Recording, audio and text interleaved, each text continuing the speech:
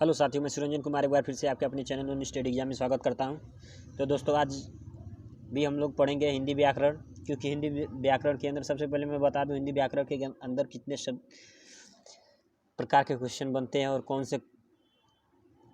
कौन इसके अंतर्गत आता है। देखिए, संज्ञा, लिंग, वचन, कारक, सर्वनाम, विशेषण, क्रिया आदि वर्णन किया जाता है। ये हिंदी व्याकरण के अंतर्गत आता है। कौन कौन से आते हैं? संज्ञा आता है, लिंगवाचक वचन आता है, सर्वनाम आता है, विशेषण और क्रिया, ये सभी हिंदी व्याकरण के अंदर आते हैं। तो आज हम लोग संज्ञा पढ़ेंगे। तो संज्ञा दोस्तों, जिन विकारी शब्दों से किसी व्यक्ति, स्थान, प्राणी, गुण, काम, भाव आदि का बोध होता है, उन्हें संज्ञा कहते हैं। याद कर लीजिएगा, संज्ञा किसे कहते हैं? किसी भी व्यक्ति, स्थान, प्राणी, गुण, काम, भाव आदि का बोध जिसमें होता है, उसे क्या कहते हैं? संज्ञा कहते हैं। दूसरे शब्दों में अगर माना जाए तो वस्तु जिसका अस्तित्व या उस होने की कल्पना की जा सकती है, उस वस्तु को संज्ञा कहते हैं। संज्ञा के नाम से प्रचलित, और नाम और संज्ञा एक समानार्थक शब्द हैं दोस्तों, याद रखिएगा। व्याकरण में संज्ञा शब्द ही प्रचलित है। संज्ञा के 5 भेद माने जाते हैं, जो निम्न प्रकार से हैं। बता दे रहा हूँ मैं। जातिवाचक है, व्यक्तिवाचक है, भाववाचक है, समूहवाचक है, द्रव्यवाचक, यानी ये 5 माने जाते हैं संज्ञा के अंदर। तो दोस्तों, आज हम लोग बोर्ड पे नहीं है, तो इसके बस ये सब भेद पढ़ेंगे और पहचानने की ट्रिक मैं बता दे रहा हूँ। उसके बाद जब बोर्ड पे पढ़ेंगे तो पूरा कंसेप्ट के साथ पढ़ेंगे, और थोड़ा जो इसमें छूट रहा है उसको भी मैं पढ़ा दूंगा। तो याद कीजिएगा, जातिवाचक पहचानने की सबसे अच्छी तरीका बता दूंगा आप लोगों को। जैसे घर का नाम, कहने को घर, यानी घर जितने प्रकार के हैं सभी घर है ना, उनकी एक जात होती है। मान लीजिए छत है, आप एक गांव में गए, उस गांव में सिर्फ छत ही छत है, तो उसका नाम वो क्या है? एक जाति है, कि छत की एक जाति है।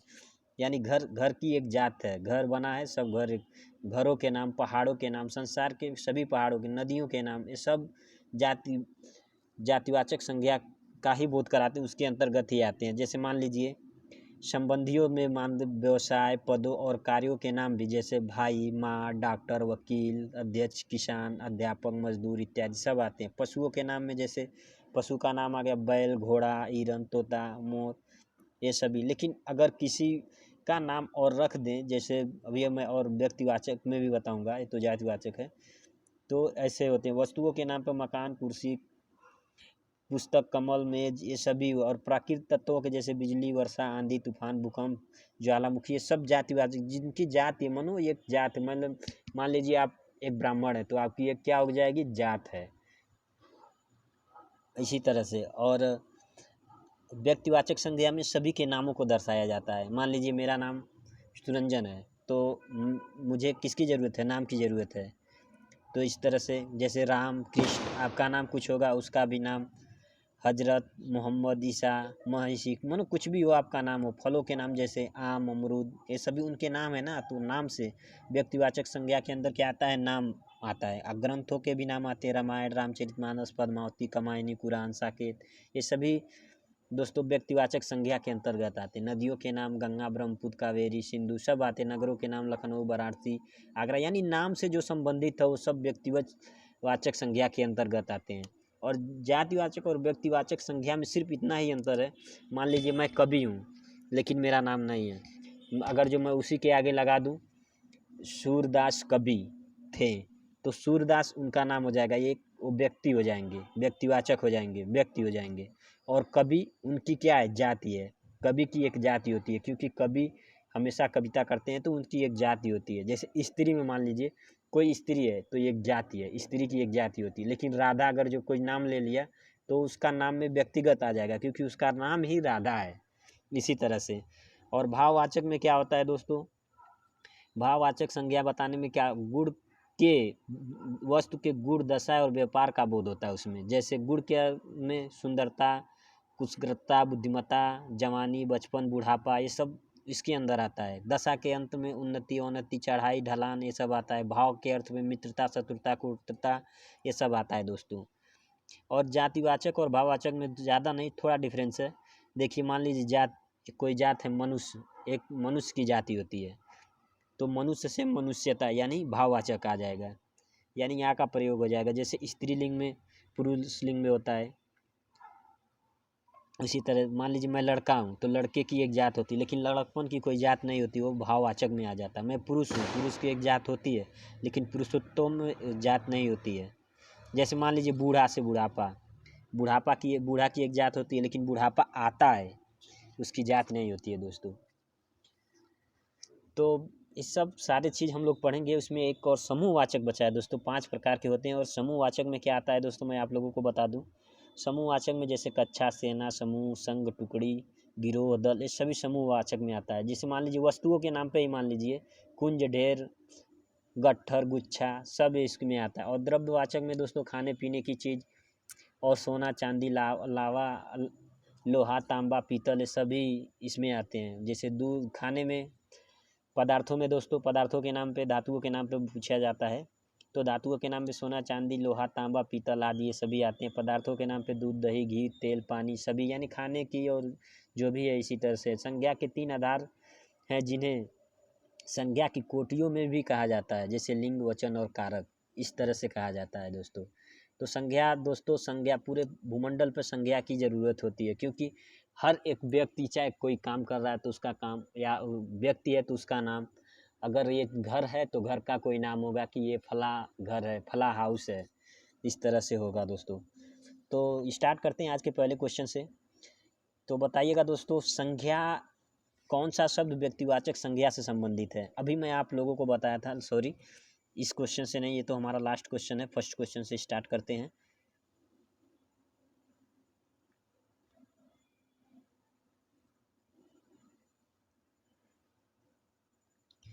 संज्ञा किसे कहते हैं बताइए। स्थान के नाम के, वस्तु के नाम को, प्राणी के नाम को, ये सभी बताइएगा। संज्ञा किसे कहते हैं। मैं आपको स्टार्टिंग में क्या बताया था, अभी भी बताया हूँ। संज्ञा ही ऐसी चीज़ है जिसमें सभी चीज़ की ज़रूरत होती है। देखिए, स्थान के नाम को भी संज्ञा की ज़रूरत है, वस्तु के नाम को भी संज्ञा की ज़रूरत है, प्राणी के नाम को भी संज्ञा की ज़रूरत है, यानी ये सभी जितने भी हैं ये पृथ्वी पर, सभी को संज्ञा की ज़रूरत है।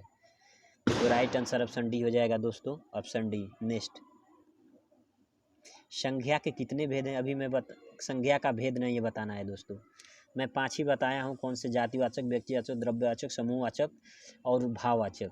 तो इसमें से कौन एक नहीं है? ऑप्शन बी, गुणवाचक नहीं होता है दोस्तों। जातिवाचक संज्ञा है। अब इसी में देख लीजिए, कमायनी क्या है? एक पुस्तक है, इसकी जात नहीं होती। कमायनी एक रचना है, वो पुस्तक में लिखी गई है। सुशील एक नाम है, किसी व्यक्ति का नाम है, यानी व्यक्तिगत संज्ञा है। बचपन, बचपन यानी क्या होगा? भाववाचक।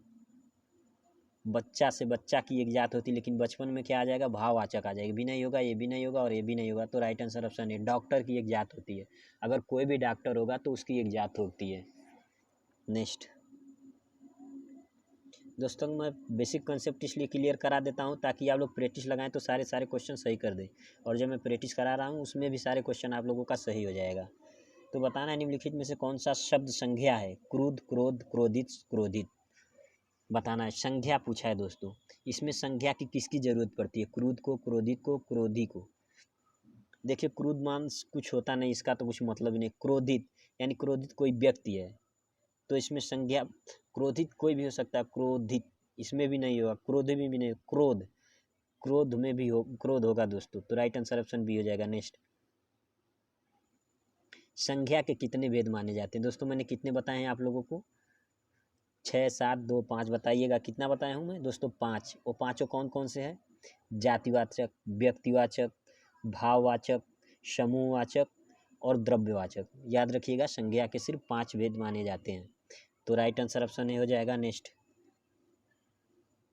मिठास शब्द है, बताना है। अब इसी में आप लोगों को मालूम हो जाएगा दोस्तों, मिठास शब्द कौन सा है।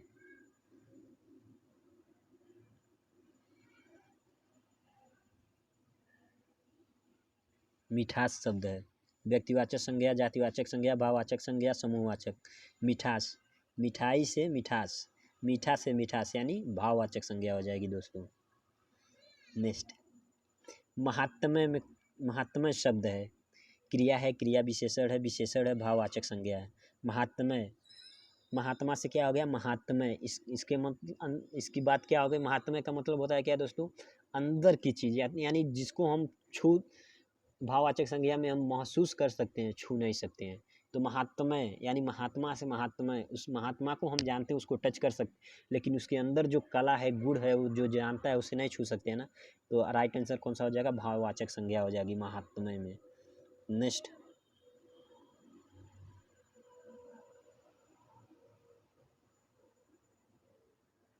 निम्नलिखित विकल्पों में से किस शब्द में सभी शब्द व्यक्तिवाचक संज्ञाएं हैं? ममता, बैल, राधे श्याम, पन्नालाल, हिमालय, आसमान, साधना, ऊंचाई, उदासी, शेर, चालाकी। तो मैंने दोस्तों क्या बताया था? व्यक्तिवाचक संज्ञा में क्या आते हैं? सिर्फ नाम। अब देखिए, ममता तो नाम है, बैल क्या है? एक जाति है, ये नहीं होगी, बैल की जात होगी। राधे श्याम भी एक व्यक्तिगत है, ये भी व्यक्तिगत के अंदर आता है। ममता भी एक नाम है, ये भी आता है। आम की क्या होती है? एक जाति होती है, ये नहीं होगा। साधन यानी साधना, ये तो नाम है, ये हो जाएगा। ऊंचाई, ये नहीं होगा दोस्तों। उदासी, शेर एक जाति है, ये भी नहीं होगा। चालाकी हो सकता है, चालाकी भाववाचक में आ जाएगा, उदासी भाववाचक में।